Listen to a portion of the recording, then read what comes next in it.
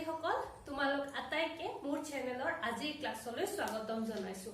আশা কৰো তোমালোক সকলোৱে ঘৰত ভালে ভালে আছা আৰু ভালদৰে পঢ়া-শুনা কৰি আছা। তো ইয়াৰ আগৰ ক্লাছত আমি তোমালোকৰ প্ৰথম চেপ্টাৰ ৰাসায়নিক বিক্ৰিয়া আৰু সমীকৰণৰ অনুশীলনীৰ 1 পৰা 8 লৈ আলোচনা কৰিছিলো। আজি আমি অনুশীলনীৰ বাকি ৰৈ যোৱা প্ৰশ্নকেইটা আলোচনা কৰিম। তো তোমালোকৰ 9 নম্বৰ প্ৰশ্নটোত আছে তাপবৰ্জী আৰু তাপগ্ৰাহী বিক্ৰিয়া বুলিলে কি বুজা উদাহৰণ দিয়া। তাপবৰ্জী আৰু তাপগ্ৰাহী এই দুটা সংজ্ঞা দুটা মই যেদিনা পঢ়াইছিলো সেদিনাও তোমালোকক লিখাই দিছিলো, কিন্তু আজি অনুশীলনীত আছে কাৰণে আকৌ এবাৰ লিখাই দিছো। তাপবৰ্জী বিক্ৰিয়া মানে যিটো বিক্ৰিয়া তাপ উৎপন্ন হ'ব। দুইটাতে তাপ আছে, এটা বৰ্জী এটা গ্ৰাহী। তো বৰ্জী মানে তাপ উৎপন্ন হ'ব, বিক্ৰিয়াটোৱে তাপ এৰি দিব, আৰু তাপগ্ৰাহী মানে যিটো বিক্ৰিয়া হ'বলৈ আমি বাহিৰৰ পৰা তাপ দিব লাগিব সেইটো হৈ গ'ল আমাৰ তাপগ্ৰাহী বিক্ৰিয়া। তো তাপবৰ্জী বিক্ৰিয়াৰ সংজ্ঞাটো কি হ'ব? যি বিক্ৰিয়াত বিক্ৰিয়াজাত পদাৰ্থৰ লগতে তাপ উৎপন্ন হয় তেনে বিক্ৰিয়াক তাপবৰ্জী বিক্ৰিয়া বোলে। যেনে প্ৰাকৃতিক গেছৰ দহন। প্ৰাকৃতিক গেছ মানে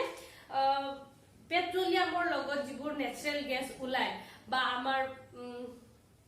ঘৰত চিলিণ্ডাৰত যিটো গেছ ওলায়, গোবৰ গেছৰ পৰাও তো আমি মানে ৰান্ধা কামত ব্যৱহাৰ কৰো। তো গোবৰ গেছৰ যিটো গেছ এই আটাইবোৰ কি হয়? প্ৰাকৃতিক গেছ। তাৰে যিকোনো এটা উদাহৰণ হ'ল মিথেন গেছ। এইটো মিথেনৰ ফৰ্মুলা CH4, এইটো হৈ গ'ল মিথেন। ঠিক আছে, তোমালোকে CH4 ৰ তলত মিথেন বুলি লিখি দিব পাৰা। তো প্ৰাকৃতিক গেছৰ দহন, আৰু তোমালোকক মই আগৰ ক্লাছতে কৈছিলো যে কেতিয়াবা যদি দহন শব্দটো পোৱা তাৰ মানে বিক্ৰিয়াটোত কি আছে? অক্সিজেন যোগ হৈছে। জ্বলা মানে অক্সিজেন যোগ হোৱা। তো ইয়াতে কি আছে? দহন হৈছে। মিথেনৰ দহন CH4 + O2 এই দুইটো সমতুল কৰোতে আহিছে। কি উৎপন্ন হৈছে? কাৰ্বন ডাই অক্সাইড আৰু পানী। কিন্তু ইয়াতে পানীটো গেছ আছে, কিয়? কাৰণ পানীৰ জলীয় বাষ্প উৎপন্ন হ'ব। তো এইটো হৈ গ'ল এটা তাপবৰ্জী বিক্ৰিয়া, কাৰণ ইয়াতে কি আছে? তাপ উৎপন্ন হৈছে। আৰু 2 নম্বৰটো হ'ল শোষণ। উদাহৰণ মই দুটাই দিছো, এটা হ'ল প্ৰাকৃতিক গেছৰ দহন আৰু এটা হ'ল শোষণ। শোষণ যে এটা তাপবৰ্জী বিক্ৰিয়া আমি কেনেকে গম পাওঁ? আমাৰ দেহত তোমালোকে এনেকে হাত দি চালে গম পাবা তোমালোকৰ এটা নিজা উষ্ণতা আছে। জীৱবোৰৰ যিটো উষ্ণতা আহে সেইটো ক'ৰ পৰা আহে? শোষণ যিটো বিক্ৰিয়া, শোষণ বিক্ৰিয়াত আমাৰ পাচন হোৱা খাদ্যবোৰ অক্সিজেনৰ লগত বিক্ৰিয়া কৰি শক্তি উৎপন্ন কৰে। সেই শক্তিৰ কাৰণে আমি কাম কাজ কৰি চলি থাকো। তোমালোকক মই ক্লাছতে জীৱন প্ৰক্ৰিয়া চেপ্টাৰটোত বুজাইছিলোৱে। তো এই শক্তিখিনিৰ আমি কাম কৰো, তাৰ উপৰি এই বিক্ৰিয়াটোত কি হয়? তাপো উৎপন্ন হয়। সেই তাপৰ কাৰণে আমাৰ দেহত এটা ফিক্স টেম্পাৰেচাৰ, ফিক্স উষ্ণতা বিৰাজমান কৰি থাকে সদায়। তো এইটো হৈ গ'ল দুটা উদাহৰণ, প্ৰাকৃতিক গেছৰ দহন আৰু শোষণ। নেক্সট হৈ গ'ল তাপগ্ৰাহী বিক্ৰিয়া। তাপগ্ৰাহী বিক্ৰিয়া মানে যি বিক্ৰিয়াই তাপ শোষণ কৰিব, মানে তাপ নিদিয়াকে সেই বিক্ৰিয়াটো নহয়। যদি আমি গৰম কৰো তেতিয়াহে সেই বিক্ৰিয়াটো হয়। তো উদাহৰণ হ'ল যিবোৰ বিক্ৰিয়াত তাপ শোষিত হয় তেনে বিক্ৰিয়াক তাপগ্ৰাহী বিক্ৰিয়া বোলে। তোমালোকৰ কিতাপত যিদিনা মই বিযোজন বিক্ৰিয়া পঢ়াইছিলো, বিযোজন বিক্ৰিয়াত প্ৰতিটো বিক্ৰিয়াতে এনেকে কাৰ্চিনৰ ওপৰত হয়তো তাপ আছে নাইবা সূৰ্যৰ পোহৰ আছে। বিযোজন বিক্ৰিয়া হবলৈ হলে তুমি বাহিৰৰ পৰা শক্তি প্ৰয়োগ কৰিবই লাগিব। হয়তো তাপৰ দ্বাৰা হ'ব পাৰে, পোহৰৰ দ্বাৰা হ'ব পাৰে, বিদ্যুতৰ দ্বাৰা হ'ব পাৰে। মুঠতে তাপ দিলেহে বিযোজন প্ৰক্ৰিয়া সংঘটিত হয়। গতিকে মই ইয়াতে যিকোনো এটা উদাহৰণ দিছো। বিযোজন বিক্ৰিয়াৰ তলত তোমালোকৰ 4টা নে 5টা উদাহৰণ আছে, সেই যিকোনো এটা উদাহৰণে তোমালোকে দিব পাৰা। তো এইটো তাপগ্ৰাহী বিক্ৰিয়া টুৱাইচ AgCl। AgCl মানে কি? Ag মানে সিলভাৰ, Cl মানে ক্লোৰিন। সিলভাৰ ক্লোৰাইডক সূৰ্যৰ পোহৰত যদি ৰাখি থৈ দিয়া তেতিয়া কি হয়? সিলভাৰ আৰু ক্লোৰিনলে সেপাৰেট হৈ যায়। ইয়াতে সূৰ্যৰ পোহৰৰ যিখিনি তাপ, এইটো আচলতে তাপগ্ৰাহী বিক্ৰিয়াৰ উদাহৰণ হ'ব, কিন্তু তোমালোকে যিটো তাপ আছে তাপ থকা কেইটা দিবা। মই এইটো চেঞ্জ কৰি দিওঁ। এইটো আচলতে পোহৰৰ কাৰণেহে বিক্ৰিয়াটো হয়। এইটো সহজ কাৰণে মই এইটো দিছিলো। বিযোজন বিক্ৰিয়াৰ বেলেগ উদাহৰণ কেইটা দি আছো ৰবা।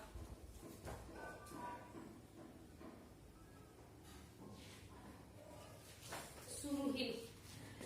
CaCO3,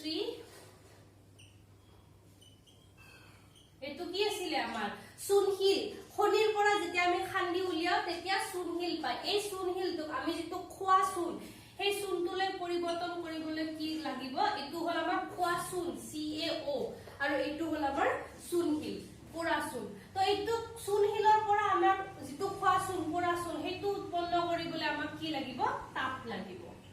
তাপ বাহিৰৰ পৰা তুমি টপ আপ কৰিলেহে মানে চূণশিলটো যদি তোমালোকে গৰম কৰা জ্বলোৱা তেতিয়াহে তোমালোকৰ এই পোৰা চূণ বা খোৱা চূণটো উৎপন্ন হয় আৰু তাৰ লগত কি হয় কাৰ্বন ডাই অক্সাইড গেছ উৎপন্ন হয় তো এইটো হৈ গল এটা তাপগ্ৰাহী বিক্ৰিয়া কিয় কাৰণ ইয়াতে আমি বস্তুটো তাপ দিছো গৰম কৰিছো এটো হৈ গল তোমালোকৰ 9 নম্বৰ প্ৰশ্নৰ উত্তৰ তোমালোকে স্ক্ৰিনশ্বট মাৰি লোৱা যাতে পিছত লিখি লব পাৰা বা এতিয়াই যদি লিখি আছা পজ কৰি এখিনি লিখি লোৱা মই আশা কৰিম তোমালোক সকলোৱে বহিত আটাইখিনি বস্তু ঠিকমতে লিখি ৰাখিবা এটা 10 নম্বৰ প্ৰশ্নটো হ'ল শ্বসন এটা তাপবৰ্জী বিক্ৰিয়া বুলি কিয় বিবেচনা কৰা হৈছে ব্যাখ্যা কৰা তো অলপ আগতে এইটো কতে মই অকমান বুজাই দিছো শ্বসনত কি হয় তোমালোকক এইটো মই সাগে জীৱন প্ৰক্ৰিয়াৰ যিমানটা ক্লাস কৰিছো প্ৰতিটো ক্লাসতে কিবা নহয় কিবা কনটেক্সট মই শ্বসনটো তোমালোকক বুজাইছিলো শ্বসনত কি হয় আমাৰ দেহত আমি যিবোৰ খাদ্য খাও হেবোৰ আমাৰ পাচন তন্ত্ৰই পাচন কৰে পাচন কৰি পেলাই খাদ্যবোৰ একদম সৰু সৰু কণিকালৈ ভাঙি লৈ যায় একদম অনুৰ আকাৰটো বহুত সৰু হৈ যায় গ্লুকোজলৈকে ভাঙি যায় তো হে গ্লুকোজটো আৰু আমি উখাহত লোৱা অক্সিজেনটো গ্লুকোজ আৰু অক্সিজেনে কি কৰে বিক্ৰিয়া কৰি পেলাই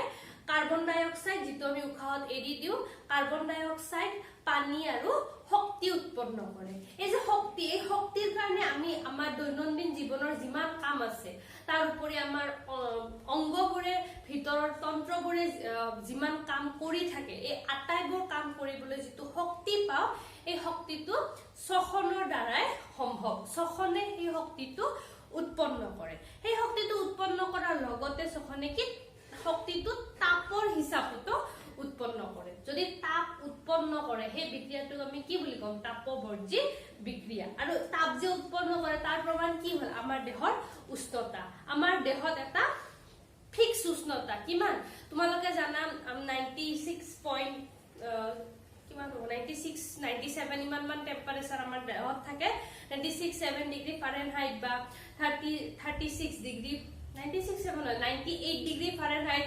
36 ডিগ্ৰী সেলসিয়াস এটো কি হয় আমাৰ নৰমাল মানুহৰ শৰীৰৰ উষ্ণতা এই উষ্ণতাটো সদায় থাকে তেনেকে থাকে জ্বৰ উঠিলে বাঢ়ি যায় হেতু বেলেগ কথা এই যে নৰমাল এটা উষ্ণতা আমাৰ দেহত বিৰাজমান এই উষ্ণতাটো আমি কৰ পৰা পাও শ্বসন বিক্ৰিয়াৰ কাৰণে যেহেতু এটা বিক্ৰিয়াৰ তাপ উৎপন্ন হৈছে আমি কি ক'ব পাৰো শ্বসন এটা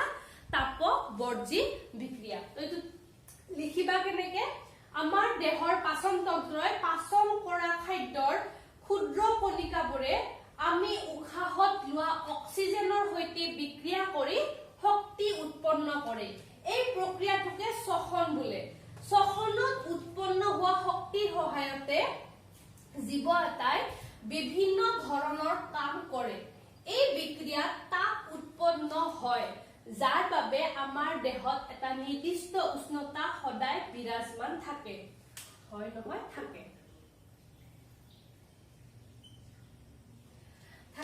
সেইভাবে শ্বসনক তাপবৰ্জী বিক্ৰিয়া বুলি বিবেচনা কৰা হয় তো ইখিনি উত্তৰ লিখিলে 10 নম্বৰটো তোমালোকৰ হৈ যাব ইয়াৰ পিছত 11 নম্বৰ প্ৰশ্নটো চোৱা বিযোজন বিক্ৰিয়া সংযোজন বিক্ৰিয়াৰ বিপৰীত বুলি কোৱা হয় কিয় এই সমূহ বিক্ৰিয়াৰ বাবে সমীকৰণ লিখা তো তোমালোকে বিপৰীত বুলি জানাৰ আগতে বিযোজন আৰু সংযোজন কি আছিল এবাৰ মই মনত পেলাই দিও সংযোজন বিক্ৰিয়াত কি হয় দুটা বা ততোধিক মৌল বা যৌগ লগ হৈ পেলাই এটা বিক্ৰিয়াজাত পদাৰ্থ উৎপন্ন কৰে মানে বিক্ৰিয়ক দুটা তিনটা থাকিব পাৰে বাট বিক্ৰিয়াৰ পিছত মাত্ৰ এটাহে বিক্ৰিয়াজাত পদাৰ্থ উৎপন্ন হ'ব মানে কি হ'ল বহুত কেটা বস্তু লগ লাগি এটা হ'ল কিন্তু বিযোজনত কি হয় এটা বস্তু এটা বিক্ৰিয়কৰ পৰা ভাঙি পেলাই দুটা বা ততোধিক বিক্ৰিয়াজাত পদাৰ্থ উৎপন্ন হয় ঠিক আছে দুটা বা ততোধিক যদি বিক্ৰিয়াজাত পদাৰ্থ উৎপন্ন হয় তেতিয়াহলে এইটো আমি কি কম বিযোজন মানে এটাৰ পৰা ভাঙি গল তো যদি বহুতৰ পৰা লগ লাগি এটা হয় আৰু এটাৰ পৰা ভাঙি যদি বহুত হয় অবভিয়াসলি হেতু এটাই আনটোৰ কি হ'ব বিপৰীত হ'ব এটো হল 1 নম্বৰ পাৰ্থক্য 2 নম্বৰ পাৰ্থক্যটো হ'ল সংযোজন বিক্ৰিয়া সাধাৰণতে শক্তি উৎপন্ন হয় তাপ মেইনলি তাপ তাৰ বাহিৰেও কেতিয়াবা পোহৰ উৎপন্ন হ'ব পাৰে সাধাৰণতে সংযোজন বিক্ৰিয়া তাপ বা পোহৰ উৎপন্ন হয় গতিকে এটো কি হ'ব তাপ বৰ্জি বিক্ৰিয়া কিন্তু বিযোজন বিক্ৰিয়াত আমি সদায় কি হয় বাহিৰৰ পৰা শক্তি দিব লাগে তাপ হ'ব পাৰে পোহৰ হ'ব পাৰে বিদ্যুৎ শক্তি হ'ব পাৰে মুঠতে বিযোজন বিক্ৰিয়া ঘটাবলৈ আমি বাহিৰৰ পৰা শক্তি দিব লাগিব গতিকে এটো কি হ'ল উদাহৰণ সাধাৰণতে এটা তাপ গ্ৰাহী বিক্ৰিয়াৰ উদাহৰণ তো এটা তাপ লয় এটা তাপ এৰি দিয়ে এই দুটা হৈ গ'ল সংযোজন আৰু বিযোজনৰ ডিফাৰেন্স আৰু গম পালা যে এটা আন্তৰ বিপৰীত সেইকাৰণে আমি কি কওঁ যে সংযোজন বিক্ৰিয়া আৰু বিযোজন বিক্ৰিয়া এটা আন্তৰ বিপৰীত তো তোমালোকৰ বাকি প্ৰশ্নটো পিছৰ আখখিনি আৰু পিছত লিখিম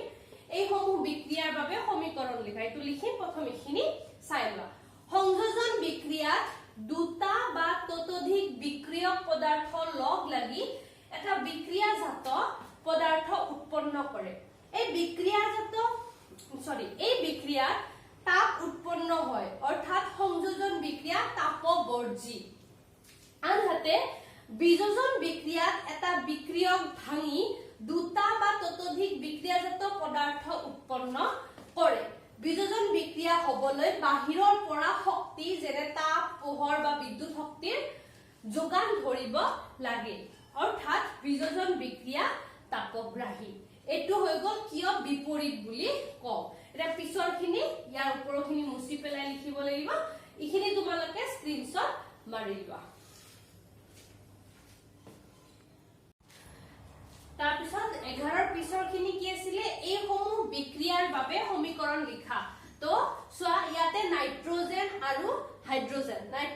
হাইড্ৰজেন লগ লাগি কি উৎপন্ন কৰিছে এমোনিয়া তোমালোকে যদি এমোনিয়াৰ ফৰ্মুলাটো পাহৰিছা এনে মই লিখি দিছো এটো এমোনিয়া তো এমোনিয়া উৎপন্ন কৰিছে আৰু এটো সোয়া ইয়াতে দুটা বিক্ৰিয়ক আছিল দুটা বিক্ৰিয়ক লগ লাগি এটা বিক্ৰিয়াজাত পদাৰ্থ উৎপন্ন কৰিছে গতিকে এটো কি বিক্ৰিয়া সংযোজন বিক্ৰিয়া তাৰ উপৰি ইয়াতে কি কৈছিলো যে সংযোজন বিক্ৰিয়া তাপ উৎপন্ন হয় গতিকে যেতিয়া নাইট্ৰজেন আৰু হাইড্ৰজেন লগ লাগি এমোনিয়া উৎপন্ন কৰে সেই বিক্ৰিয়াটো তাপ উৎপন্ন হৈছে এখানে লিখিছো প্লাস তাপ তাৰ উল্টাটো যদি তোমালোকে এমোনিয়া গৰম কৰা তেতিয়া হলে কি হ'ব এমোনিয়াটো ভাঙি নাইট্ৰজেন আৰু হাইড্ৰজেন উৎপন্ন হ'ব তো তোমালোকে গৰম কৰিছা মানে কি বাহিৰৰ পৰা তাপ দিছা গতিকে এইটো কি হয় তাপগ্ৰাহী বিক্ৰিয়া এইটো তাপ বৰ্জি বিক্ৰিয়া ইয়াতে এটা বিক্ৰিয়কৰ পৰা দুটা বিক্ৰিয়াজাত পদাৰ্থ উৎপন্ন হৈছে গতিকে এইটো এটা বিযোজন বিক্ৰিয়া একেটা বস্তুৱে সোয়া এই দুটা লগ লাগিলে তাপ উৎপন্ন হৈছে আৰু ইয়াক ভাঙিবলে তাপ দিব লগা হৈছে তো এই দুটা হৈ গ'ল বিক্ৰিয়া সংযোজন আৰু বিযোজন বিক্ৰিয়াৰ উদাহৰণ এতিয়া তোমালোকৰ 12 নম্বৰ প্ৰশ্নটো সোয়া তাপ পোহৰ আৰু বিদ্যুৎ শক্তিৰে সংঘটিত বিযোজন বিক্ৰিয়াৰ একোটাকৈ উদাহৰণ দিয়া তোমালোকৰ কিতাপত যে বিযোজন বিক্ৰিয়া আছে তাৰ তলতে 6-7টা মান বেলেগ বেলেগ উদাহৰণ আছে তাতে তাপৰ দুটা বিদ্যুৎৰ এটা আৰু পোহৰৰ দুটা তাপৰ তিনটা আছে তাপৰ তিনটা বিদ্যুৎৰ এটা আৰু পোহৰৰ দুটা উদাহৰণ দিয়াই আছে তোমালোকে কিতাপৰ পৰাও লিখিব পাৰা মই তাৰে এটা ইয়াতে লিখিছো তো চুনহিল এটো অলপ আগতে এটো উদাহৰণ দিছো যেটো আমি খনিৰ পৰা চুনহিল উলাই আনো হেতু কি ফৰ্মুলা হয় ক্যালসিয়াম কাৰ্বনেট CaCO3 এই চুনহিলটো যেতিয়া গৰম কৰা হয় তেতিয়া কি পায় পৰাচুন যেটো আমি দোকানত হিলৰ দুপুৰা হিচাপে কিনিব পাও ন হেতু হল পৰাচুন তো এটো কি কৰিছে এটা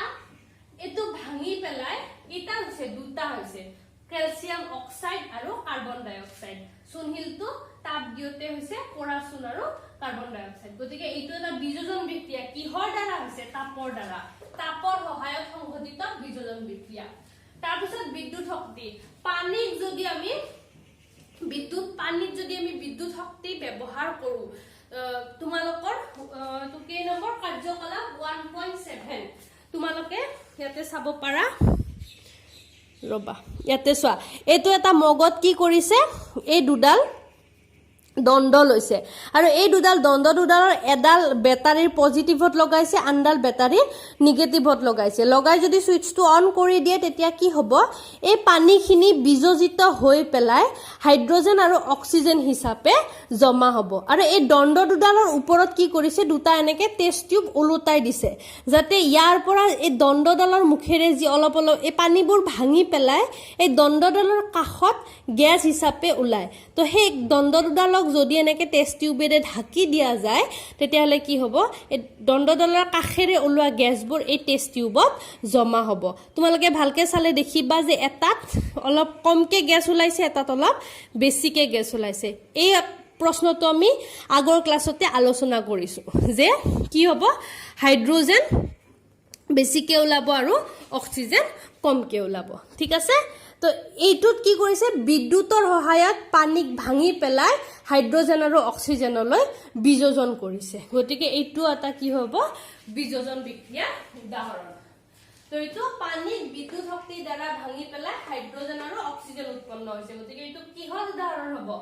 বিদ্যুৎ শক্তিৰ সহায়ত সংঘটিত বিযোজন বিক্ৰিয়া তাৰ পিছত সিলভাৰ ক্লোৰাইড এখন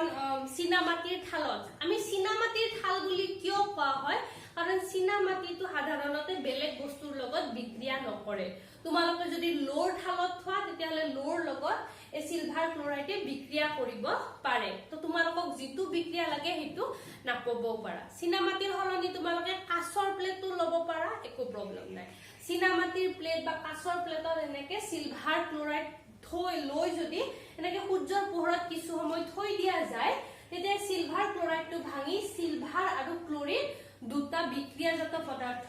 উৎপন্ন কৰে এটাৰ পৰা দুটা হ'ল কিহৰ সহায়ত পোহৰৰ সহায়ত গতিকে এইটো কি হ'ব পোহৰ শক্তিৰ সহায়ত সংঘটিত বিযোজন বিক্ৰিয়া তোমালোকৰ 12 নম্বৰ প্ৰশ্নটো ইয়াতে শেষ হ'ল এইখিনি তোমালোকে স্ক্ৰিনশ্বট মাৰি লোৱা ইয়াৰ পিছত আমি 13-14 কেটা আলোচনা কৰিম এতিয়া 13 নম্বৰ প্ৰশ্নটো অপসাৰণ আৰু দ্বি অপসাৰণ বিক্ৰিয়াৰ মাজত পাৰ্থক্য কি এই বিক্ৰিয়াবোৰৰ বাবে সমীকৰণ লিখা তো অপসাৰণত কি হয় এটা মৌল থাকে আৰু এটা যৌগ থাকে সেই যেটো মৌল আছে সেইটো যৌগটোৰ যিকেটা উপাদান তাতকৈ বেছি সক্ৰিয় গতিকে সেই সক্ৰিয় মৌলটোৱে যৌগটোৰ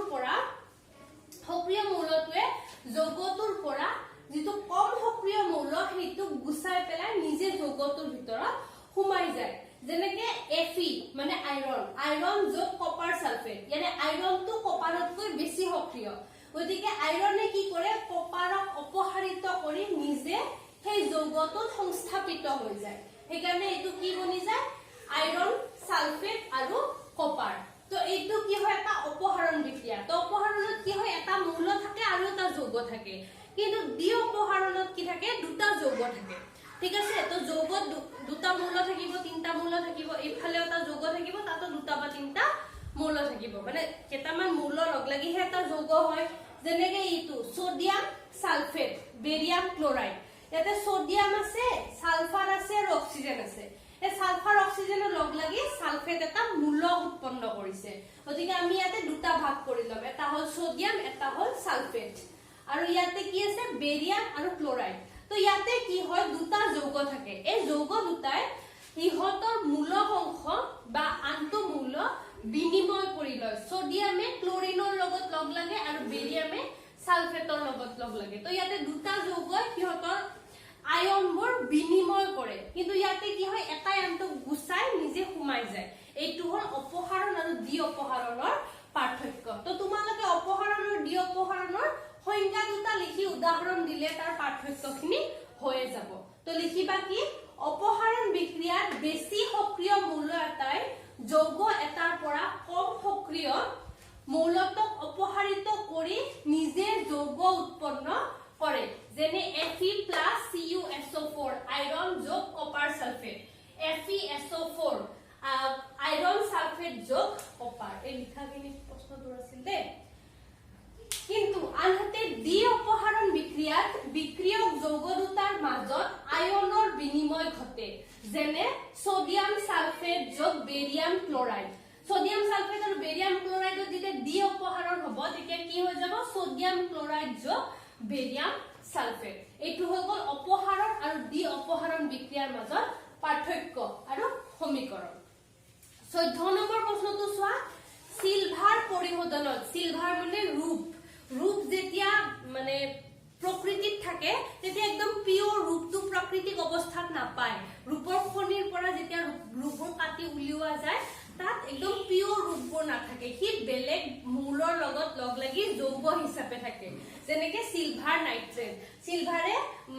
বতাহত থকা নাইট্ৰজেন আৰু অক্সিজেনৰ লগত বিক্ৰিয়া কৰি সিলভাৰ নাইট্ৰেট যৌগ হিচাপে থাকে কিন্তু যেটো আমি পিন্ধু বা যেটো আমি বিভিন্ন কামত ব্যৱহাৰ কৰো ৰূপ সেই ৰূপটো আমি যেটো কিনি আনো হেতু একদম পিওৰ ৰূপ হয় তো এই পিওৰ ৰূপটো পাবলে কি হয় তাৰ পৰা এই নাইট্ৰজেন আৰু অক্সিজেনটো গুছাব লাগিব তো এই নাইট্ৰেটটো গুছাবলে কি কৰে এই ৰূপৰ লগত কপাৰ মিক্স কৰি দিয়া হয় এই সিলভাৰ নাইট্ৰেটৰ লগত যেতিয়া কপাৰটো লগ লগাই দিয়া হয় তেতিয়া কি কৰে সিলভাৰতকৈ কপাৰটো বেছি সক্ৰিয় মৌল গতিকে কপাৰে এই ৰূপক গুছাই পেলাই অপহৰণ কৰি পেলাই নিজে নাইট্ৰেটৰ লগত যৌগ হিচাপে উৎপন্ন কৰে আৰু কি হয় তেতিয়া এই নাইট্ৰেটটো যদি ওলাই গল তেতিয়া সিলভাৰটো অকলহৰীয়া হৈ গল তাৰ মানে আমি কি পালো যেটো পিওৰ ৰূপ হেতু পাই গলো তো তোমালোকৰ প্ৰশ্নটো কি কৈছে সিলভাৰৰ পৰিশোধন মানে নেচাৰৰ পৰা প্ৰকৃতিৰ পৰা যিবোৰ পায় সেইবোৰ যেটা সাফা কৰে সিলভাৰৰ পৰিশোধনত সিলভাৰ নাইট্ৰেট দ্ৰৱৰ পৰা তো এইটো হৈ গল সিলভাৰ নাইট্ৰেট যেটো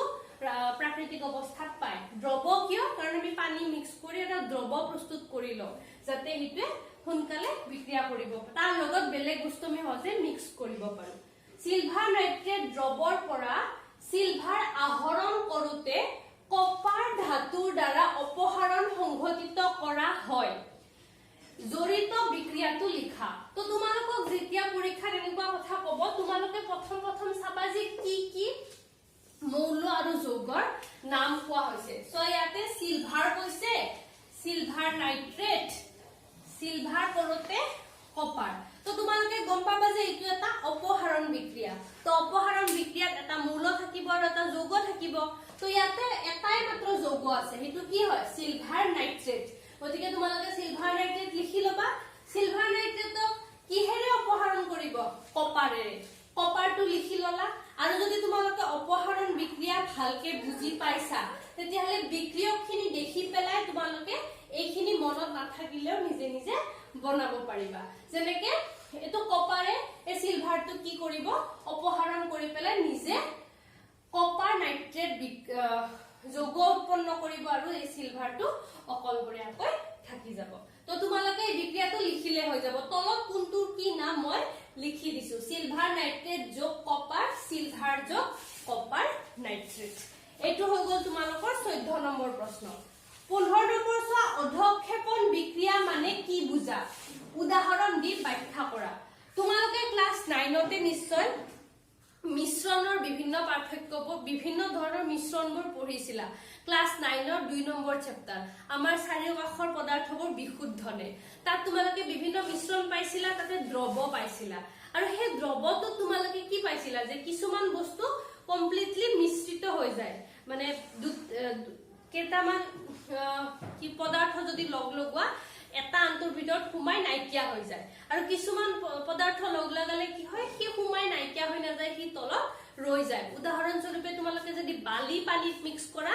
বালিটো পানীৰ লগত কমপ্লিটলি গুল না যায় ই কি হয় তলত পৰি যায় এনেকে তলত পৰি যিকোনো যদি জুলীয়া পদাৰ্থত আন এটা গোটা পদাৰ্থ মিক্স নহৈ পেলাই যদি তলত ৰৈ যায় হেতুক আমি কি কও অধক্ষেপণ তো অধক্ষেপণ বিক্ৰিয়া কাক বুলিব দুটা দ্ৰৱ সেই দ্ৰৱ দুটা সাধাৰণতে জুলীয়া অৱস্থাত থাকিব মানে কি সেই দ্ৰৱ দুটা সমহত্ত মিশ্ৰণ এটা আন্তৰ ভিতৰত কমপ্লিটলি মিক্স হৈ যায় সেই দ্ৰৱ দুটা যেতিয়া তোমালোকে মিক্স কৰিবা তেতিয়া সেই দ্ৰৱ দুটাই বিক্ৰিয়া কৰিব দ্ৰৱ দুটাই বিক্ৰিয়া কৰি যেটো বিক্ৰিয়াজাত পদাৰ্থ উৎপন্ন কৰিব হেতু যদি পানীৰ লগত মিহলি নোহোৱা পদাৰ্থ হিচাপে উৎপন্ন হয় তেতিয়া কি হ'ব সেই পদাৰ্থটো সেই পাত্ৰটোৰ তলত গৈ গেৰ হিচাপে জমা হ'ব তো বিক্ৰিয়াত যদি এনেকুৱা মিক্স নোহোৱা পদাৰ্থ উৎপন্ন হয় যিয়ে পাত্ৰৰ তলত জমা হয় তেতিয়াহলে সেই বিক্ৰিয়াটো কি কম অধক্ষেপণ বিক্ৰিয়া সো দুটা দ্ৰৱই বিক্ৰিয়া কৰি যদি এটা পানীত মিহলি নোহোৱা অদ্ৰাব্য পদাৰ্থ উৎপন্ন কৰে তেন্তে সেই অদ্ৰাব্য পদাৰ্থটোক অধক্ষেপ বোলে অধক্ষেপ উৎপন্ন হোৱা বিক্ৰিয়া অধক্ষেপিত বিক্ৰিয়া বোলে তো উদাহৰণ স্বৰূপে এইটো চোৱা এইটো এটা কি হয় দ্বি অপহৰণ বিক্ৰিয়া ইয়াতে আছে সোডিয়াম তললে দেখিছানে ক্যামেৰা কভাৰ কৰিছে না কৰিছে ইয়াতে আছে সোডিয়াম সালফেট আৰু ইয়াতে আছে বেৰিয়াম ক্লোৰাইড তো সোডিয়ামে কি কৰিব ক্লোৰিনৰ লগ লাগিব আৰু বেৰিয়ামে সালফেটৰ লগ লাগিব তোমালোকে জানা আমি যেটো নিমখ খাও খোৱা নিমখ হেতুৰ ফৰ্মুলা কি হয় সোডিয়াম ক্লোৰাইড আৰু তোমালোকে যদি নিমখ কেনেকুৱা জানা তেতিয়াহলে তোমালোকে জানা নিমখ যদি পানীত গুলি দিও হি পানীত মিহলি হৈ নাইকিয়া হৈ যায় মানে তলত অধক্ষেপিত নহয় গতিকে এই বিক্ৰিয়াটোত সোডিয়াম সালফেট আৰু বেৰিয়াম ক্লোৰাইডে যেতিয়া বিক্ৰিয়া কৰি সোডিয়াম ক্লোৰাইড আৰু বেৰিয়াম সালফেট উৎপন্ন কৰিব তাৰ এই সোডিয়াম ক্লোৰাইডটো পানীত মিহলি হৈ যাব কিন্তু এই বেৰিয়াম সালফেটটো কি হ'ব অধক্ষেপণ হিচাপে তলত জমা হ'ব তলত অধক্ষেপিত হ'ল গতিকে এই বিক্ৰিয়াটোত যদি এটা অধক্ষেপ উৎপন্ন হয় তেন্তে এই বিক্ৰিয়াটোক আমি কি কম অধক্ষেপণ বিক্ৰিয়া তো ইয়াতে কি লিখিছো মই অধক্ষেপণ বিক্ৰিয়া বোলে ইয়ালৈকে হল উদাহৰণ স্বৰূপে সোডিয়াম সালফেটৰ দ্ৰৱৰ লগত যদি বেৰিয়াম ক্লোৰাইডৰ দ্ৰৱ মিহলি কৰা হয় তেন্তে যৌগ দুটাই বিক্ৰিয়া কৰি এটা পানীত মিহলি নোহোৱা বগা পদাৰ্থ এই পদাৰ্থটোৰ নাম কি বেৰিয়াম সালফেট উৎপন্ন কৰে যিটো পৰীক্ষানলীৰ তলত অধক্ষেপিত হ'ব এতেকে এইটো এটা অধক্ষেপিত বিক্ৰিয়া সৰি অধক্ষেপণ বিক্ৰিয়া এইটো এটা অধক্ষেপণ বিক্ৰিয়া আৰু এইটো হৈ গল সেই বিক্ৰিয়াৰ সমীকৰণটো তোমালোকৰ 15 নম্বৰ কোৱেশ্চনটো আলোচনা কৰা হৈ গল ইখিনি স্ক্ৰিনশ্বট মাৰি ল ইয়াৰ পিছত বাকি কেটা কৰিম এবাৰ চাও তোমালোকৰ কোৱেশ্চন নম্বৰ 16 অক্সিজেন লাভ আৰু হেৰুৱা সংজ্ঞাৰে তলৰ পদসমূহ দুটাকৈ উদাহৰণ সহ ব্যাখ্যা কৰা জাৰণ আৰু বিজাৰণ মই এটাকৈ কৰিছো কাৰণ ইমানখিনি বুজাইছো এটলিষ্ট এটা কৰি দিয়াৰ পিছত বেলেগটো তোমালোকে নিজে কৰিবা তো জাৰণ মানে কি যি বিক্ৰিয়াত বিক্ৰিয়কৰ লগত অক্সিজেন যোগ হৈ বিক্ৰিয়াজাতত এটা অক্সিজেন যুক্ত যৌগ উৎপন্ন কৰে হেতু হৈ যায় জাৰণ আৰু বিজাৰণ কি অক্সিজেন যুক্ত যৌগ এটাৰ পৰা অক্সিজেনটো উলাই গৈ হে মূলটো যদি অকলহৰিয়াকৈ ৰৈ যায় তেতিয়াহলে হেতু কি হৈ যায় বিজাৰণ তো যি বিক্ৰিয়াত পদাৰ্থই অক্সিজেন লাভ কৰে তাক জাৰণ বিক্ৰিয়া বোলে যেনে কপাৰ যোগ অক্সাইড কপাৰ যোগ অক্সিজেন এতে কপাৰে কি হৈছে অক্সিজেনৰ লগ লাগি কপাৰ অক্সাইড এটা যৌগ উৎপন্ন কৰিছে তো এই যৌগটোত চা কপাৰৰ আগতে অক্সিজেন নাছিলে অক্সিজেন যোগ হল তো কপাৰ জাৰিত হৈছে ইয়াত কপাৰে অক্সিজেন লাভ কৰি কপাৰ অক্সাইডলৈ জাৰিত হৈছে নেক্সট চা বিজাৰণ যি বিক্ৰিয়াত যৌগ এটাই অক্সিজেন হেৰুৱাই তাক বিজাৰণ বিক্ৰিয়া বোলে যেনে কপাৰ অক্সাইড এইটোকে উল্টাকে কৰিছো কপাৰ অক্সাইড যোগ হাইড্ৰোজেন কপাৰ অক্সাইডৰ লগত যদি হাইড্ৰোজেন লগ লগাই তাপ দিয়া হয় তেতিয়া কি হয় কপাৰ অক্সাইডৰ পৰা অক্সিজেনটো উলাই যায় পেলাই এই হাইড্ৰোজেনৰ লগ লাগি পানী উৎপন্ন কৰে আৰু কপাৰটো অকলহৰিয়া হৈ যায় তো ইয়াতে চোৱা এইটো অক্সিজেন যুক্ত এটা যৌগ আছিল ইয়াৰ পৰা অক্সিজেনটো উলাই গৈ অকল কপাৰটো থাকি গল মানে কি হল কপাৰ অক্সাইড বিজাৰিত হৈছে ইয়াত কপাৰ অক্সাইডে অক্সিজেন হেৰুৱাই কপাৰলৈ বিজাৰিত হৈছে তোমালোকৰ কিতাপত জাৰণ আৰু বিজাৰণত আৰু উদাহৰণ আছে তোমালোকে হে উদাহৰণৰ পৰাও লিখিব পাৰা বা নিজেও বিক্ৰিয়া বনাই লিখিব পাৰা মই তোমালোকক জাস্ট এটা উদাহৰণহে সাইডত দিছো ক্যালসিয়াম অক্সাইড আৰু ক্যালসিয়ামৰ পৰা তোমালোকে ক্যালসিয়াম অক্সাইড বনাবা আৰু ক্যালসিয়াম অক্সাইডৰ পৰা ক্যালসিয়াম বনাবা এটো তোমালোকক মই হিন্টস দিছো তোমালোকে ইয়াৰে দুটা উদাহৰণ দিব কৈছে মই এটা দি দিছো ক্যালসিয়াম অক্সাইড আৰু ক্যালসিয়ামক লৈ ঠিক একেদৰে তোমালোকে আকৌ জাৰণ আৰু বিজাৰণৰ উদাহৰণ দিব পাৰিবা এটো হৈ গল 16 নম্বৰ গোটে অনুশীলনীটো ময়ে কৰি দিছো এতিয়া লাগে একমাত্ৰ এটাই উদাহৰণ দিলো সৰি হোমৱৰ্ক দিছো 17 নম্বৰ এটা উজ্জ্বল মুগা ৰঙৰ মৌল Xক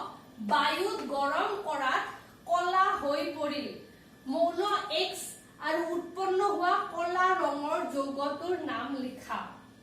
সাধাৰণতে এইটো প্ৰশ্ন তোমালোকৰ ডাইৰেক্ট আইডিয়া নাহে গতিকে উত্তৰটো মনত ৰাখিবলৈ চেষ্টা কৰিবা উজ্জ্বল মুগা ৰঙৰ মৌল মানে কি কপাৰ তামটো সবে চিনি পোৱা তামৰ ৰংটো কেনেকুৱা মুগা ৰঙৰ আৰু ধাতু যিহেতু ই জিলিকি থাকে নে নাই তামৰ একদম নতুন পাত্ৰ বা একদম মাজি থোৱা পাত্ৰ একদম চিকচিকাই জিলিকি থাকে তো এই তামৰ ৰংটো কেনেকুৱা মুগা বৰণৰ গতিকে ইয়াতে কিহৰ কথা কৈছে তাম আৰু তামৰ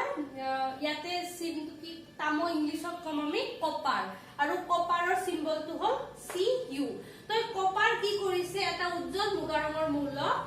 বায়ুত গৰম কৰা তোমালোকে জানা যে যিকোনো বস্তু যদি আমি গৰম কৰো বা জ্বলাও তেতিয়া হলে কি উৎপন্ন হয় অক্সাইডলে ৰূপান্তৰিত হয় তো বায়ুত যদি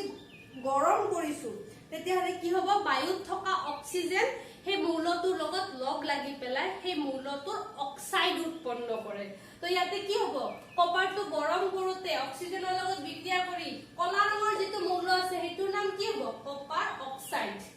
তো কপাৰে অক্সিজেনৰ লগত লগ লাগি কপাৰ অক্সাইড উৎপন্ন কৰিছে তো উত্তৰটোত মই কি লিখিছো উজ্জ্বল মুগা ৰঙৰ মৌলটো হ'ল কপাৰ Cu ইয়াক বায়ুত গৰম কৰোতে ইয়াৰ লগত অক্সিজেনে বিক্ৰিয়া কৰি কলা ৰঙৰ কপাৰ অক্সাইডলৈ জাৰিত কৰিছে সোৱা মোৰ ঠাই কম কাৰণে মই সমীকৰণটো একে লাইনতে লিখিছো তোমালোকে সদায় বিক্ৰিয়াবোৰ এক্সট্ৰা লাইনত লিখিবা তো কপাৰ যোগ অক্সিজেন তাপ দিছো কি উৎপন্ন হৈছে কপাৰ অক্সাইড এটো হৈ গল 17 নম্বৰ প্ৰশ্ন এনেকুৱা x থকা তোমালোকৰ আগতেও এটা প্ৰশ্নাৱলীত প্ৰশ্ন আছিল হেতু কি আছিল যে ওয়ালত বগা ৰং দিবলৈ ব্যৱহাৰ কৰা মৌল এটা তো হেতু আমি কোনটো ধৰিছিলো হেতু মৌল নাছিল যৌগ আছিল হেতু আছিল ক্যালসিয়াম অক্সাইড বা পুৰা চূন ক্যালসিয়াম অক্সাইডক আমি কি কৰো ওয়ালত ৰং দিবলৈ ব্যৱহাৰ কৰো কেনেকে ক্যালসিয়াম অক্সাইডক পানীত গুলি লৈ যেতিয়া ৰং দিও ৰং দিয়াৰ পিছত সেই ক্যালসিয়াম অক্সাইড বা পুৰা চূনটোৱে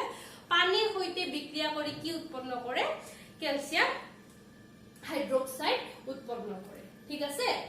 এটো হৈ গল 17 নম্বৰ প্ৰশ্ন এবাৰ 18 নম্বৰ প্ৰশ্নটো লোৰ বস্তুত ৰঙৰ প্ৰলেপ দিউ কিয় এটো মই যেতিয়া তোমালোকৰ পাঠটো পঢ়াইছিলো তেতিয়াও বুজাইছিলো লো যেটো আইৰন হে আইৰনটোৱে কি কৰে খোলা অৱস্থাত থাকিলে বতাহত থকা অক্সিজেনৰ লগত বিক্ৰিয়া কৰি কি উৎপন্ন কৰে হে লোৰ অক্সাইড উৎপন্ন কৰে যিকোনো বস্তু যদি অক্সিজেনৰ লগত বিক্ৰিয়া কৰে তেতিয়া হলে সেই বস্তুটোৰ অক্সাইডলৈ ৰূপান্তৰিত হয় যেনে কপাৰৰ লগত অক্সিজেন লগ লাগিলে কি উৎপন্ন হ'ব কপাৰ অক্সাইড লোৰ লগত বিক্ৰিয়া কৰিলে আইৰন অক্সাইড ক্যালসিয়ামৰ লগত কৰিলে ক্যালসিয়াম অক্সাইড ঠিক একেদৰে এতিয়া লোটোৱে যেতিয়া বতাহত থকা অক্সিজেনৰ লগত বিক্ৰিয়া কৰিব তেতিয়া কি উৎপন্ন কৰিব আইৰন অক্সাইড যেটো আমি সাধাৰণ ভাষাত মামৰ বুলি জানো লোট যে মামৰ ধৰে তো এই লোট যাতে মামৰ নধৰে তাৰ কাৰণে কি কৰা হয় সেই লোৰ ওপৰত ৰং দি দিয়া হয় তো লোৰ ওপৰত ৰং দিলে ঘটনাটো কেনেকুৱা হয় ধৰিবা এইটো লোৰ টুকুৰা মোৰ হাতখন লোৰ টুকুৰা আৰু এইখন হাত বতাহ যদি এই লোৰ টুকুৰাটো এনেকে বতাহৰ সংস্পৰ্শত আহে ইহতৰ বিক্ৰিয়া ঘটিব এতিয়া মই যদি এটো ৰঙৰ প্ৰলেপ এই লোৰ টুকুৰাত এনেকে ৰং লগাই দিলো তো তোমালোকে ডাঙৰকে চাইছা ইমান ডাঙৰ প্ৰলেপ নহয় বাৰু ধৰা হল এটো ৰঙৰ প্ৰলেপ তেতিয়া হলে কি হ'ব তোমালোকে যদি তাৰ ওপৰত এতিয়া ৰঙৰ প্ৰলেপটোৱে লো টুকুৰা সম্পূৰ্ণকে ঢাকি ধৰিছে তো ঢাকি ধৰিলে যেটো বতাহৰ অক্সিজেন আছে সেই অক্সিজেনটো আহিলে কাৰ লগ লাগিব এই ৰঙৰ লগতহে সংস্পৰ্শত আহিব তলত যে লো টুকুৰা আছিল সেই লো টুকুৰা সংস্পৰ্শলৈ নাহে তো ৰংটোৱে কি কৰিব দুইটাৰ মাজত এখন ওয়ালৰ নিচিনা কাম কৰিব আৰু যদি বতাহৰ অক্সিজেনখিনি লোৰ সংস্পৰ্শলৈ নাহে তেতিয়া হলে অক্সিজেন আৰু এই লো টুকুৰাৰ বিক্ৰিয়া ঘটিব নোৱাৰে আৰু বিক্ৰিয়া নঘটিলে আইৰন অক্সাইডলৈ ৰূপান্তৰিত নহয় অৰ্থাৎ লো টুকুৰা মামৰে নধৰে গতিকে আমি যিকোনো লোৰ বস্তুত কিয় ৰং দি ৰাখো যাতে লোৰ টুকুৰাটো মামৰে ধৰি বেয়া হৈ নাযায় যেনেকে গেটত ৰং দিও ঘৰৰ দৰ্জা খিৰিকী যিবোৰ গ্ৰিল আছে সেইবোৰত ৰং দিও কিয় যাতে সেই টুকুৰাবোৰ মামৰে ধৰি বেয়া হৈ নাযায় তো উত্তৰত কি লিখিবা লয়ে অতি সহজে বায়ুত থকা অক্সিজেনৰ সৈতে বিক্ৰিয়া কৰি আইৰন অক্সাইডলৈ ৰূপান্তৰিত হয়, যাক আমি সাধাৰণ ভাষাত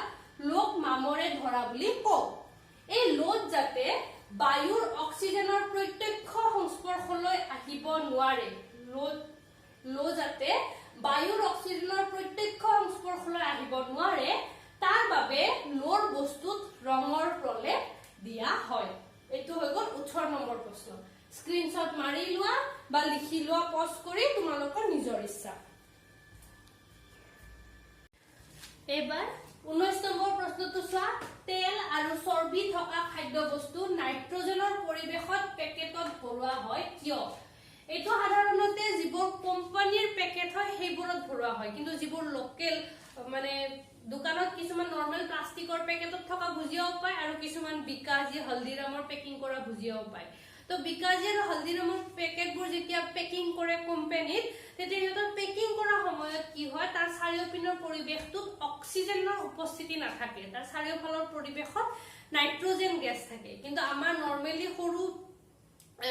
যিবোৰ কোম্পানী আছে, যিবোৰ নৰ্মেল আৰু ঘৰতে ভুজিয়া ভাজি পেলাই প্লাষ্টিকৰ পেকেটত পেকিং কৰি বেছি আছে, তো সেইবোৰত এইটো কেছ নহয়। গতিকে সেই ভুজিয়াৰ পেকেটবোৰ বেছি সোনকালে বেয়া হয়, কিন্তু বিকাজী বা হালদিৰাম যিবোৰ আমি কিনি আনো সেইবোৰ তোমালোকে যদি ডেট চোৱা 6 মাহ আগত, এবছৰ আগত পেকিং কৰা হলেও তোমালোকে নুখুলালৈকে সেই ভুজিয়া পেকেট একদম ভালে থাকে। তো যিটো আমাৰ লোকেল মেড সেইটোত এটা ডেট থাকে যে এসপ্তাহ পিছলৈকে ব্যৱহাৰ কৰিব পাৰি, 10 দিন পিছলৈকে ব্যৱহাৰ কৰিব পাৰি। বা যিবোৰ নৰ্মেল কিছুমান ডাঙৰ হোটেলৰ ভুজিয়াৰ পেকেট কিনিব পাৰি, সিহঁতৰ হোটেলতে বনোৱা ভুজিয়াৰ পেকেট, কিন্তু সেই হোটেলৰ বনোৱা ভুজিয়াৰ পেকেটটো খাবলৈ ভাল হ'ব পাৰে, কিন্তু সেই পেকেটটো বহুত দিনলৈ সাঁচি থলে বেয়া হৈ যাব। কিন্তু যিবোৰ ডাঙৰ কোম্পানীৰ সেইবোৰ ভালে থাকে। কাৰণটো কি, সেই কোম্পানীবোৰত যেতিয়া পেকিং কৰা হয় তাৰ চাৰিওফালৰ পৰিৱেশটোত নাইট্ৰজেন গেছ থাকে, মানে অক্সিজেন গেছৰ উপস্থিতি নাথাকে, ন্যূনতম বা নাথাকে। তো যদি সেই কাৰণটো চোৱা, কিহৰ কাৰণে আমাক নাইট্ৰজেনৰ উপস্থিতিত পেকিং কৰিব লাগে, যিবোৰ তেল আৰু চৰ্বি জাতীয় পদাৰ্থ আছে সেইবোৰে বতাহত থকা অক্সিজেনৰ লগত অতি সহজে বিক্ৰিয়া কৰি জাৰণ ঘটায়, আৰু জাৰণ ঘটালে কি হ'ব, যিবোৰ ভুজিয়াৰ পদাৰ্থ আছিলে সেইবোৰ জাৰিত হৈ তাৰ অক্সাইডলৈ ৰূপান্তৰিত হৈ যায়, যিবোৰ আমাৰ খোৱাৰ যোগ্য নহয় বা তাৰ গোন্ধটো খাব পৰা গোন্ধ নহয়, কিবা এটা ভেকেটা ভেকেটা গোন্ধায়। কিন্তু যদি নাইট্ৰজেনৰ উপস্থিতিত তাক পেকিং কৰা হয়, সেই পেকেটটোৰ ভিতৰত যিখিনি বতাহ থাকিব, উদাহৰণস্বৰূপে চিপছৰ পেকেটত চিপছতকে বতাহ বেছি থাকে, কিন্তু সেই বতাহখিনিত অক্সিজেন নাথাকে। গতিকে সেই চিপছৰ পেকেটটো যিমান দিনলৈকে নুখোলাকৈ থৈ দিয়া, ভিতৰত অক্সিজেন যিহেতু নাথাকে সি জাৰিত হ'ব নোৱাৰে। গতিকে সেই চিপছৰ পেকেট কেইটা, সেই ভুজিয়াৰ পেকেট কেইটা বেয়া হৈ নাযায়। সেইটো হ'ল কাৰণ যে তাক পেকিং কৰাৰ সময়ত তাৰ চাৰিওপিনে নাইট্ৰজেন গেছ দিয়া হয়, বা পেকিং কৰোঁতে ভিতৰত কেৱল নাইট্ৰজেন গেছ সোমায়। উত্তৰত কি লিখিবা, বায়ুত থকা অক্সিজেনৰ উপস্থিতিত তেল আৰু চৰ্বি থকা খাদ্য বস্তু জাৰিত হৈ যি যৌগ উৎপন্ন কৰে সেই যৌগ খোৱাৰ অনুপযোগী, ইয়াৰ গোন্ধ অতি বেয়া। সেয়েহে তেল আৰু চৰ্বি থকা খাদ্য বস্তু নাইট্ৰজেনৰ পৰিৱেশত পেকেটত ভৰোৱা হয়, যাতে পেকেটৰ ভিতৰৰ বায়ুত অক্সিজেন নাথাকে। মেইন পাৰপাছটো হ'ল পেকেটৰ ভিতৰত অক্সিজেন থাকিব নালাগিব। যদি এনেকুৱা কিবা কৰা হয়, লোকেল হোটেলত বনোৱা ভুজিয়া যেতিয়া পেকিং কৰিব, যদি কিবাকে ভিতৰৰ বায়ুখিনি গোটেই উলিয়াই দিয়ে, তেতিয়াও কিন্তু ভুজিয়া পেকেটটো বেয়া নহয়। 20 নম্বৰ প্ৰশ্নটো চোৱা। এটা উদাহৰণৰ সৈতে তলৰ পদসমূহ ব্যাখ্যা কৰা। ক্ষয় ভৱন আৰু চৰ্বিৰ দুৰ্গন্ধতা। এইটো বস্তু ইয়াতে আকৌ এবাৰ লিখিব লাগিব, অলপমান বেলেগ। আৰু ক্ষয় ভৱন অলপ আগতে মই লোট মামৰে ধৰাটো কৈছো, যে ধাতুবোৰ সাধাৰণতে যিবোৰ ধাতু আছে, লো, সিলভাৰ, কপাৰ, গোল্ড, এইবোৰ কি হয়, বাহিৰৰ অক্সিজেনৰ উপস্থিতিত জাৰিত হৈ পেলাই তাৰ অক্সাইডলৈ ৰূপান্তৰিত হয়, আইৰন অক্সাইড, কপাৰ অক্সাইড। তো সেই অক্সাইডটো কি হয়, লোৰ যিবোৰ গুণাগুণ আছে সেই গুণাগুণবোৰতকে এই অক্সাইডত সেইবোৰ গুণ নাই। গতিকে লো টুকুৰা কি হৈ যায়, ক্ষয় হৈ যায়। যেনেকে গজাল এটা বহুত দিন যদি পেলাই থোৱা, মামৰে ধৰিব, সেই মামৰ টুকুৰা গুচাওতে গুচাওতে লোৰ গজালটো যদি ইমান ডাঙৰ আছিল, সি সৰি যায় ইমানমান ডাঙৰ হৈ যাব। তো সেই লো খিনি ক্ষয় হল নে নাই, গতিকে সেই প্ৰক্ৰিয়াটোক কি বুলি কয়, ক্ষয় ভৱন প্ৰক্ৰিয়া। তোমালোকে কি লিখিবা, ধাতু এটা তাৰ চৌপাশৰ বিভিন্ন পদাৰ্থবোৰ যেনে জলীয় বাষ্প, কাৰণ অকল অক্সিজেনৰ লগত বিক্ৰিয়া কৰিব নোৱাৰে, যদি জলীয় বাষ্প উপস্থিত থাকে তেতিয়াহে ধাতুটোৱে অক্সিজেনৰ লগত বিক্ৰিয়া কৰিব পাৰে। তাৰ উপৰি এচিড, যিকোনো লোৰ পাত্ৰত যদি তোমালোকে টেঙা থৈ দিয়া, টেঙা মানে এচিড, তোমালোকে একদম এচিড কিনি আনিব নালাগে, নেমু থৈ দিব পাৰা বা যিকোনো আচাৰ আম ইত্যাদি যদি কিবা ধাতুৰ পাত্ৰত থোৱা দেখিবা যে আম টুকুৰাটো বেয়া হৈ গ'লে আচাৰখিনিটো বেয়া হৈ যাব, সেই পাত্ৰটোৰো যিখিনি অংশত সেই টেঙা জাতীয় বস্তুটো আছে সেই অংশখিনি কলা পৰি একদম বেয়া হৈ যাব, মানে কি সেই টেঙা এচিডটোৱে সেই ধাতুটো ক্ষয় কৰিছে। যেনে জলীয় বাষ্প এচিড আদিৰ দ্বাৰা আক্ৰান্ত হয় তেন্তে ইয়াৰ ক্ষয় ঘটা বুলি কোৱা হয় আৰু এই প্ৰক্ৰিয়াটোক ক্ষয় ভৱন বুলি কোৱা হয়। উদাহৰণস্বৰূপে লোত মামৰে ধৰা, ৰূপৰ ওপৰত কলা চামনি, তামৰ ওপৰত সেউজীয়া চামনি ক্ষয় ভৱনৰ উদাহৰণ। লোৰ মামৰে ধৰাটো তোমালোকে সকলোৱে জানা, তাৰ উপৰি তামৰ পাত্ৰ যদি থৈ দিয়া, বহুত দিন চাফা নকৰাকে থৈ দিয়া, সেই পাত্ৰটো তেনেকে বিভিন্ন ঠাইত গোল গোলকে সেউজীয়া সেউজীয়া চামনি পৰে, এইবোৰ বহুত ঘঁহিলেহে যায়। ঘঁহিলে কিয় যায়? সেই যি চামনি পৰিলে, তামৰ বৈজ্ঞানিক নাম কি? কপাৰ। কপাৰে অক্সিজেনৰ লগত বিক্ৰিয়া কৰি যিটো কপাৰ অক্সাইড উৎপন্ন কৰিব, সেইটোৰ ৰং সেউজীয়া ধৰণৰ। তো তোমালোকে ঘঁহিলে কি হয়, সেই কপাৰ অক্সাইডৰ প্ৰলেপটো গুচি যায়, গুচি পেলাই কপাৰটো আকৌ পুনৰ ওলাই পৰে, সেইকাৰণে আমি ঘঁহিব লাগে।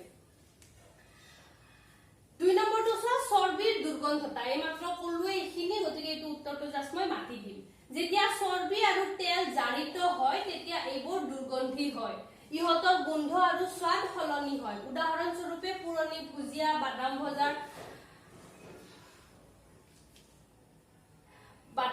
পৰা খাব নোৱাৰা গোন্ধ ওলায়। বহুদিন ব্যৱহাৰ নকৰা তেলত ভজা পকৰীৰ পৰা দুৰ্গন্ধ ওলায়। কেতিয়াবা চুকত যে পকৰী বেচে, ফুলৰি বেচে, সেই একে তেলতে তেওঁলোকে ভাজি থাকে নে নাথাকে? কাৰণ